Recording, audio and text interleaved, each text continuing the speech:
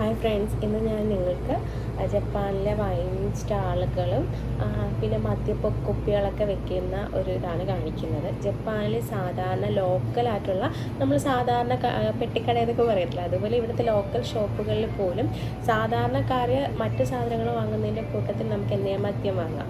ഇപ്പം നിങ്ങൾ കാണുന്നതെന്ന് പറയുന്നത് ജപ്പാനിലെ നമ്മളിപ്പോൾ അച്ചാർ ഉപ്പിലിരിക്കുന്ന ഈ സാധനമില്ലേ, ജപ്പാനിൽ തന്നെ ഒതൻറ്റിക് ആയിട്ടുള്ള അവരുടെ നാച്ചുറൽ വൈനാണ്. അതിന് ജപ്പാനീസ് വൈൻ ഒസാക്കെ എന്നാണ് പറയുന്നത്.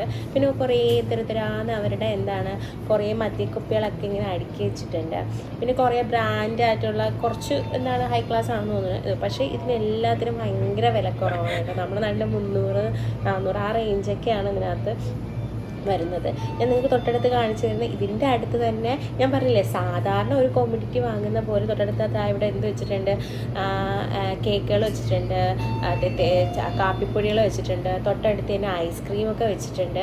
അപ്പം അതായത് നമ്മൾ ഓരോന്ന് തിരഞ്ഞെറിഞ്ഞ് പോകുന്ന ലുലുവിലൊക്കെ ഇപ്പം നമ്മൾ സ്പൈസസ് ചേർത്ത് വെച്ചിട്ടുണ്ട്, ചിലയിടത്ത് തന്നെ ഐസ്ക്രീം വെച്ചിട്ടുണ്ട്, സ്വീറ്റ്സ്. അതുപോലെ അടുത്തടുത്തിരിക്കുന്നതിൻ്റെ കൂട്ടത്തിൽ എന്തിരിപ്പുണ്ട്, മദ്യക്കുപ്പി ഇരിപ്പുണ്ട്. അങ്ങനെ റെസ്ട്രിക്ഷൻ ഒന്നും ആണും പെണ്ണൊന്നുമില്ല. പക്ഷേ എനിക്ക് തോന്നുന്നു, എനിക്കതിനെ പറ്റി വലിയ നോളജൊന്നും ഇല്ല. 18 വയസ്സ് കഴിഞ്ഞവർക്കായിരിക്കും വാങ്ങാൻ പറ്റുമെന്നാണ് ഞാൻ ചിന്തിക്കുന്നത്. അതും എനിക്കറിയത്തില്ല.